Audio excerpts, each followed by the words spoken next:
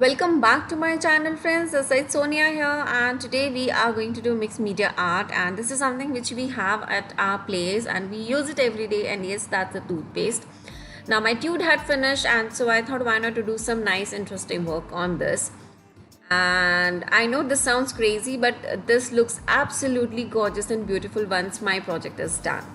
Now for prepping up my base, I am using here black gesso, and this is quite heavy black gesso, so I am going to have I'll just add a bit of water to it so that I can spread it really easily.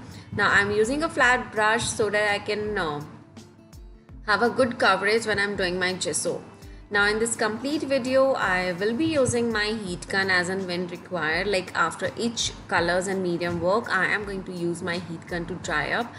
And that is just to speed up my drying process. If you want, you can let it dry naturally. It's completely your choice. And yes, of course, you can use any of the color gesso, but then here I wanted to do this in complete black and some really interesting shades. That's the reason I have chosen black color gesso. Now on camera I just did the coloring on the front part of my tube, but later on, yes, I have finished my back side of my tube also with the black color gesso. Now with the gesso, removing that from your table is really difficult, so I would recommend you to remove that immediately once you are done. Now everything is dried out well and it's time to stick my embellishments. Now here I have my DIY flowers which I have done. So yes, video is already live on my channel, you can check that. So here I am going to have this nice cute little round cutout. Then I have some of the flowers. Now these flowers which I am using right now has been made from Shilpakar, and few are made from my homemade DIY clay. So you can use any of that, and all the videos what I'm talking, the embellishments that I'm using here is already there on my channel, you can check that.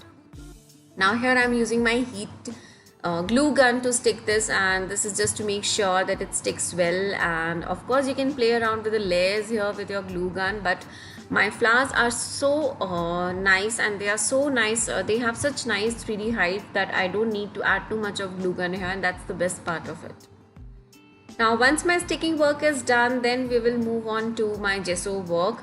And yes, of course I forgot to add some leaves, so I'm adding some of the leaves here. After 2 leaves I realized that it's quite bigger, so I'm just going to trim it down with my scissor, and then I'm going to stick it. And using the embellishments your way is completely your choice, and it's always a fun part to play around with the leaves. Now wherever you think that your leaves are of bigger size, you can always trim that down according to the flower size what you have. So my embellishment work is done. This was quite simple here, and now again I'm going to do my gesso work. Ideally I should have done this earlier, but I just felt that let me stick this to my tube and then I'll do my gesso work. So I think that will be much more easier for me. Now as I said that my gesso is very thick, so that's the reason I'm adding a bit of water. You really don't need to add water if your gesso is thin, or if it is in a liquidy mode, then definitely you can use it just like that.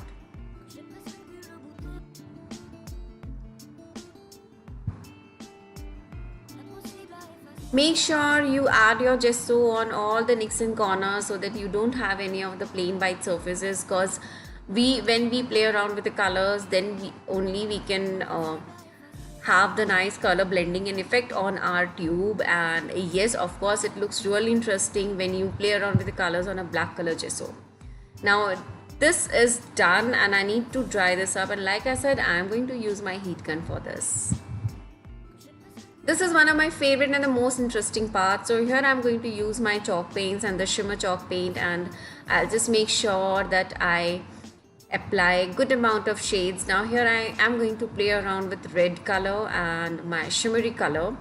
You can do this with your these steps with your fingers, or even you can use a nice flat brush, but just make sure that you have just a dot of the colors, because here we do not want to overpower the colors. We just want to highlight our embellishments and a tidbit of our base. So having just a drop of color is going to be just perfect, and if you want more, you can of course take it out more from your jars.